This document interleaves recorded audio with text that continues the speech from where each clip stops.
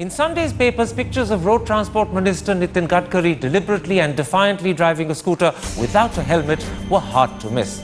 This is a clear breach of the law, but so far no action has been taken against the minister, nor has he apologized. So tonight we ask, why is Nitin Gadkari being treated with this leniency? And does this suggest that ministers can break the law with impunity? That's the discussion in part 2.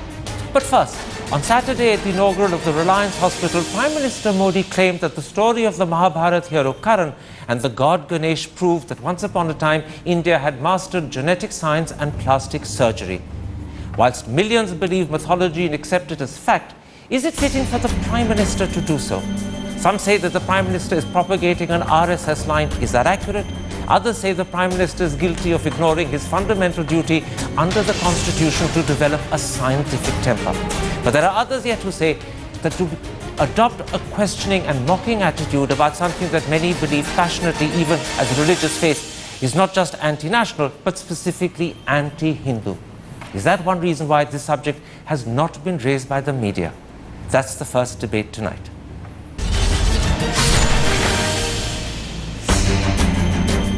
And now joining me to discuss the Prime Minister's claims about genetic science and plastic surgery in ancient times is the Vice-Chancellor of Ashoka University, Rudrangshu Mukherjee, who will be with us shortly, former editor of The Hindu, Siddharth Vardarajan, the author of Being Indian and Krishna, Pavan Verma, Congress spokesperson and MP Abhishek Singhvi, and a former member of Mr. Modi's government when he was Chief Minister of Gujarat, Jai Narayan Vyas. Pavan Verma, on Saturday at the inaugurance of the Reliance Hospital in Mumbai, the Prime Minister said, and I'm going to quote him, Mahabharat का कहना है कि कर्ण माँ की गोद से पैदा नहीं हुआ था. इसका मतलब ये है कि उस समय genetic science मौजूद था. And then the Prime Minister says, हम गणेश जी की पूजा किया करते हैं. कोई तो प्लास्टिक सर्जन होगा उस जमाने में जिसने मनुष्य की शरीर पर हाथी का सर रखकर प्लास्टिक सर्जरी का प्रारंभ किया होगा.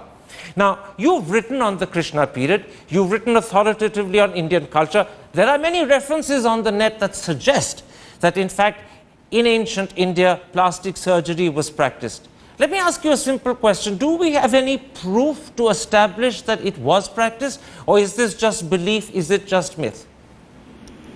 Karan, let me say first that I believe the accomplishments and achievements of ancient India were truly remarkable. We had peaks of refinement in a wide variety of areas which were both secular and religious, and including arts and culture. Let me also say that the use of mythology as a metaphor is exceptionally developed in India, and its real achievements lie in the loftiness of Hindu philosophy and metaphysics. Now, from there, let me say that to over-glorify an achievement of the past by attributing to that period what would normally belong to the level of trivializing the debate would be to say that everything that is happening today happened also in the past. I believe it was somewhat trivializing of the Prime Minister to use this mythological factors to try and say that in the past there existed all of this, because I believe that faith should never cross the boundaries of rationality, and that history is a tool that should guide us about the achievements of the past in the real sense of the term, and not be misused in order to over-glorify a period and to say that history ends in the 10th century AD and nothing happened later. Yeah. Can I interrupt and ask you a simple question? Are you saying to me as a scholar of that period that there is no proof that in ancient times there was knowledge of genetic science and plastic surgery? Or are you saying that there could have been? Which are you saying? Give me a short, simple answer so the audience knows where you stand. Pavan Verma? Yes, can you hear me, sir? Go ahead, give me an answer. Is there proof or is there not? What's your answer on that? I believe that mythology does not ask for proof. When Hanumanji is supposed to have picked a mountain and brought it to an ailing Lakshman, it is not because God or Hanumanji could fly or that anyone who is human or in human form could pick up a mountain. It's a message, it's a metaphor Okay. to show devotion, bhakti and faith. There are no proofs available. And human minds must work rationally, All right. not be subject. That's a very clear answer. There is no proof. These are things that are believed on faith. These are beliefs that you don't question, but they're not therefore scientific. Siddharth Varadarajan, the Prime Minister was speaking at the inauguration of a hospital, and the people present included a large number of medical professionals. Now, medical professionals are men and women of science. How do you think they would have responded to the Prime Minister's comments claiming scientific achievements on the basis of unprovable and therefore unverified mythology, or unprovable and unverified religious beliefs? You know, this is the second time that Mr. Modi has made this claim. If you go back and look at some of his earlier speeches, during the election campaign, I watched a video from January this year where he addressed a gathering of the Indian Medical Association on the problems confronting Indian medicine, where he essentially unveiled these ideas of Ganesh being the product of plastic surgery and the Karna birth being the product of knowledge of genetics. And there was a nervous titter of laughter at the IMA meeting. In this Reliance lecture, there wasn't any laughter, at least none that I could detect. Perhaps there may be some shock or surprise, or they were too much in awe of this man who's now the Prime Minister.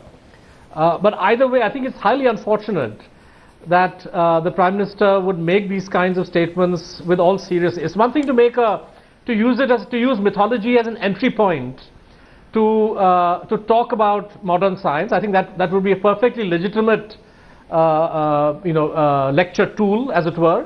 But he spoke of it with utter seriousness, and that's what I find very distressing. And in a way, this is actually taking away from I actually find it belittling. You're belittling mythology, you're belittling religious beliefs, and you're belittling science, both ancient and modern.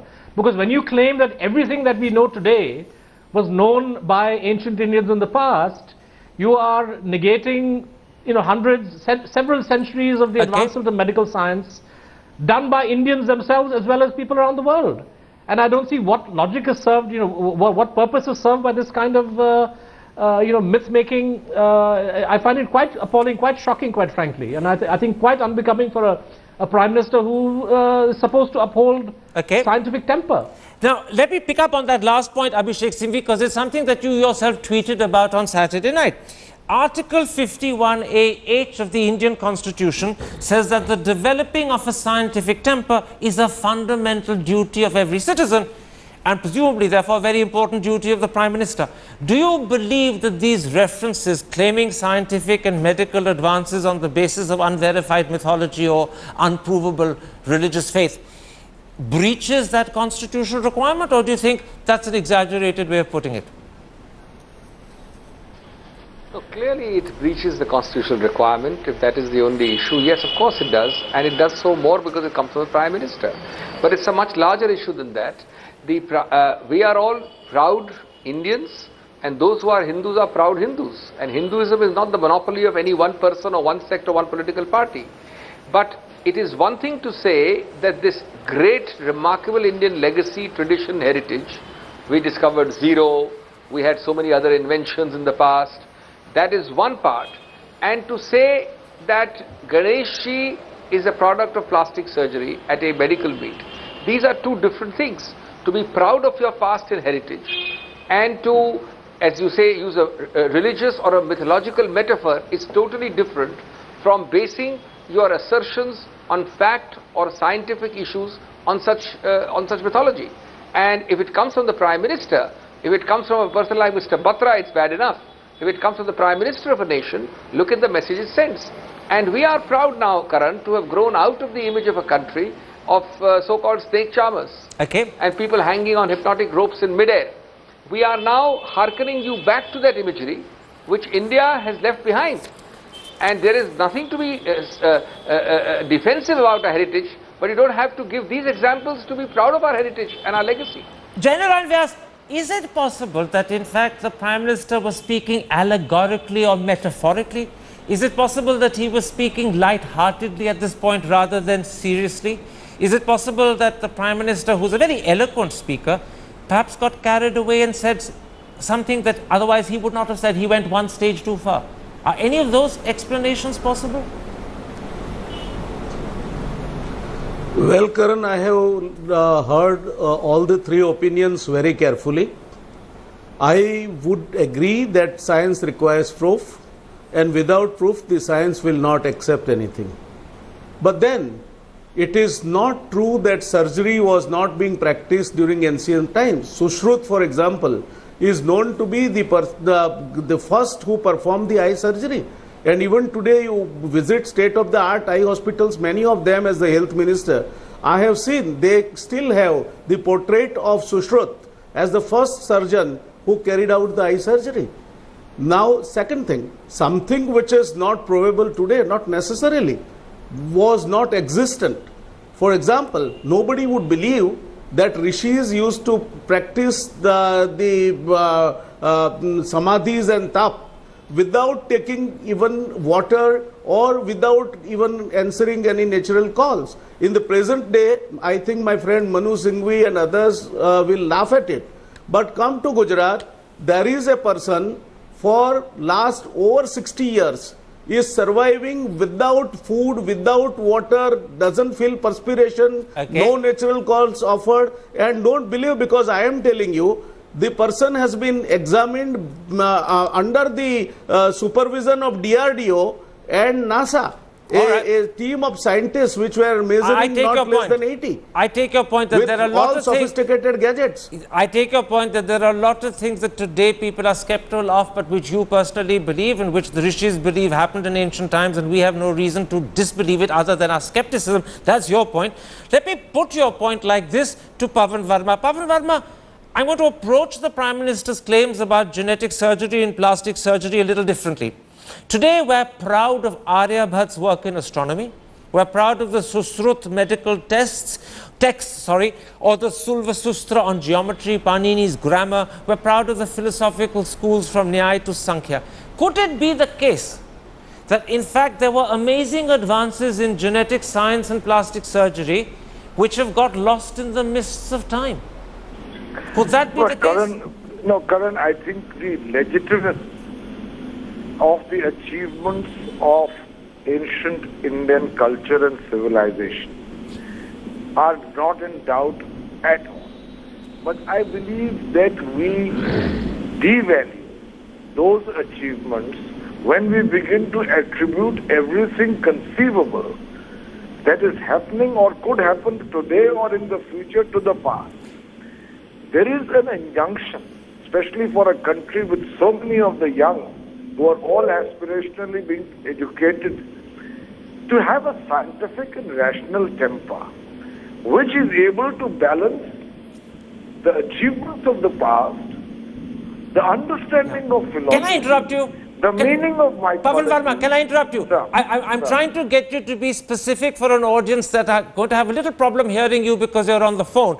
So I don't want you to give me a long answer. I'd like you to give me a short one. Are you saying to me that there's an injunction on rationality expected of the Prime Minister? And when you say that, are you saying that it is irrational to believe that the Ganesh story or the current story proves that genetic science and plastic surgery existed in ancient times? Is that what you're saying? Can you be specific so that the audience understands? I believe it's irrational to make this leap in terms of inference. And it is trivializing our past to do so because our achievements were truly great in a proper evaluation. Okay.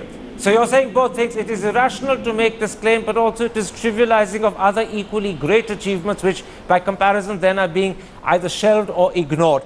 Siddharth Varadarajan, let me broaden the discussion and put it like this. Greek mythology has centaurs and minotaurs. Egyptian mythology has half men and half dogs. Fairy tales have mermaids and werewolves. If we accept the Prime Minister's claims that there was genetic science and there was plastic surgery in mythological ancient times, then don't we also ipso facto have to accept that centaurs and minotaurs and mermaids did once exist? And isn't that the problem with the logic in the Prime Minister's reasoning? Yeah. No, the flaw in the Prime Minister's logic is the idea that India in some way was unique among all countries and among all people. As you've said, if you look at the personality of Ganesha, or the physiognomy of Ganesha, right, you have to admire the imagination of the ancient Indian who could conceive of a human body with an elephant head. But likewise, you have to admire the imagination of the ancient Egyptian, or the ancient Greek, or the Persian who thought of the griffin, where you have different body parts of animals and human beings grafted onto one composite creature. So, if you look at the course of human history, you have any number of examples of the flight of human fancy. That doesn't mean that what people imagined as possible was translated by them in a fully scientific, engineered manner into products or processes that we are now discovering today. So, I don't think we negate the accomplishments of the past by, saying that, look, they, hats off to them for coming up with these ideas. And in many ways, the idea of human flight, for example, if today we're going to say now that the ancient Indian knew about aeroplanes, we invented the aeroplane because the Ramayana talks about or the Mahabharata talks about a Pushpak Viman. If the Prime Minister were to say this, he would be the laughing stock of the world. So I think that mythology has its place, religious beliefs have their place, the respect for the thought and imagination of ancient peoples, not just Indians, have their place, but that shouldn't somehow supplant the accomplishments of modern science over the last 1,000 years, including scientific developments in India. Abhishek Singhvi, it's not as if there was Abhishek Singhvi, let me bring you in at this point. For many people, the Prime Minister's claims about genetic science and plastic surgery seem to echo, in many ways more than echo, they're almost identical with the content of Dinanath Batra's books which are part of the school curriculum in the sense that they're available in school reading lists and they're available in school libraries in some 42,000 Gujarat schools. Now, these books claim that stem cell research was known in the days of Kunti and the Kauravas, that television was invented in the days of the Mahabharata, that the motor car existed in the Vedic period. Does it worry you that the Prime Minister is echoing similar thoughts, similar arguments? Does that worry you? Of course it does, as it should worry everyone, BJP or Congress. You see, Batra doing it is bad enough, and if he is able to influence school children in Gujarat, it's bad enough. The Prime Minister of the country, who has to be held up by example and is to be looked upon as an icon by everybody, he's our Prime Minister, not a Congress or a BJP Prime Minister, he has a far greater arc of influence. And let me tell you, Karan, I am a student of Mahabharata, for example. The Mahabharata has a large number of mythological references. The Pushpak is one, the flying missiles is the other. Now, we are not necessarily required to say that the Mahabharata is great because they had invented the Pushpak or the missile. But I find that in the Mahabharata, there are thousands of things at every chapter on the civilization, on the habits, on the lessons, on Chanakya Niti, on sexual mores of society, on dressing habits, on Vyavar, which is tremendously useful as lessons for the children. But it doesn't mean that if you want to convey Mahabharata, you must start conveying this part of Mahabharata, which is supposed to be more by way of imagery. So I think this valid distinction between our great past and the Mahabharata contains those lessons which every student should learn. Equally, it doesn't contain lessons about, television in that age, if Mr. Batra thinks so. I take your point. That's a fundamental distinction. Remember one last thing. Very quickly. Mr. Modi was speaking, to a gathering of scientists in a hospital open to international audiences. Okay, and therefore you're saying that in the eyes of the international audience, they would have been at the very least perplexed by what the Prime Minister was saying. Jay Narendra Vyas, let me put to you what perplexed is a mild word. Let me put to you a paradox, Mr. Vyas. On the one hand, this Prime Minister wants to build smart cities. He wants to bring in bullet trains. He stresses the need for education. He's proud of the mission to Mars. How does all of that sit alongside this belief in unverified mythology? Well, Karan, it is an old saying that history remembers those who remember history. I think there is nothing wrong in being legitimately proud about your civilization, your culture, your heritage and your past. You know, my friends in medicine would bear me out that if you have a thalassemia, stem cell treatment or the therapy which is required is the bone marrow transplant. But the disciples of Dhanvantari do the same trick with the goat blood transfusion and with a reasonable degree of success. Okay. So there is no need to believe that there is no alternative. And what one thinks is the only domain in which the knowledge is confined. We might have studied something, maybe it is not our exposure, but then thalassemia can be treated differently also and more successfully. Absolutely. In a more effective manner. You may well be right. And where the modern science would say only bone marrow transplant or the stem cell. You may be right. There are many things that modern science would not acknowledge, but which people have great belief in. Reiki is one of them. Faith healing is another. Those are things that science would question, but many individuals have great faith and belief and trust in. So you may well be right. Let me put this to you very briefly, Pavan Verma. Many people say that the Prime Minister is pursuing an RSS agenda. Do you, and I'm putting this to you now as a political question rather than a question to a scholar, do you believe that? Or do you think that's an unfair imputation? No, I believe that there are many in the RSS who actually believe that history ends in the 10th century AD and what India has achieved was entirely in the ancient Hindu period. Now to infer from that everything that has happened in India has happened only then, I think it's unbecoming of the Prime Minister. Okay. We are a country of many achievements. Many of them began in ancient India. They developed over time. We must give credit where it's due. But to over-glorify the past at the cost of being either reasonable, rational or believable is unbecoming of someone who heads such a diverse and great country. Let me put this to you very quickly, Siddharth Varadarajan. Are you surprised that this issue hasn't got greater attention in the media and the press? Because I haven't seen it reported or commented on anywhere at all, and now 48 hours have passed since the Prime Minister made that comment. Are you surprised by that? I'm surprised, shocked, a little worried, quite frankly. I, like you, expected that this outrageous statement by the Prime Minister would be reported first and then would be the subject for discussion and critical comment. I haven't seen that. And, let's not forget, it's of a piece.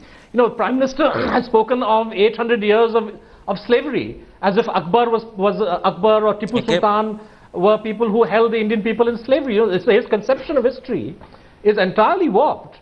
And, the thing is that, it doesn't surprise me that he said what he said, but I think there needs to be a lot more critical commentary. I think people need to not be in awe of the Prime Minister to such an extent that you ignore or willfully forget what he said, even if they're the most outrageous things.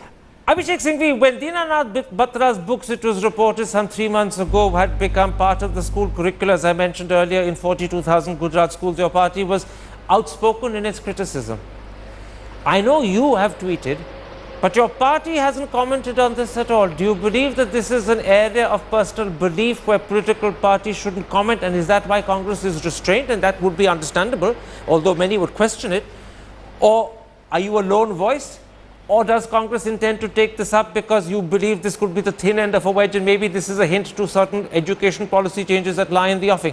What's your party's position, in other words? No. There is a fundamental difference between insulting religious beliefs, any religion, and talking of rationality.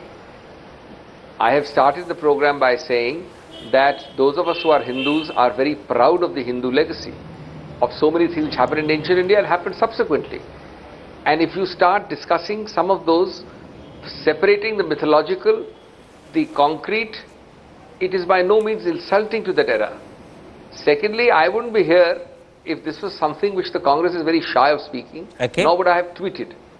It's a different matter that there are so many things consuming the mind space nowadays that it might not have become with that prominence, but certainly that ought not to be the reason for the media to eschew commenting about it, as you asked just now in the last question. So I think when we exhort this, actually we are trying to bring out the fullness and the brightness and the core of an India with a legacy which we are proud of, and not kind of muddy it with all kinds of other issues, which perhaps the Prime Minister's speech does. Let me stop you there. I want to deliberately give the last word to Jay Narayan Vyas. There's a sense in which you have been just one person against three. Unfortunately, Rudrangshu Mukherjee, the Vice Chancellor of Ashoka University, wasn't able to join us. We simply couldn't get the OB to him connected.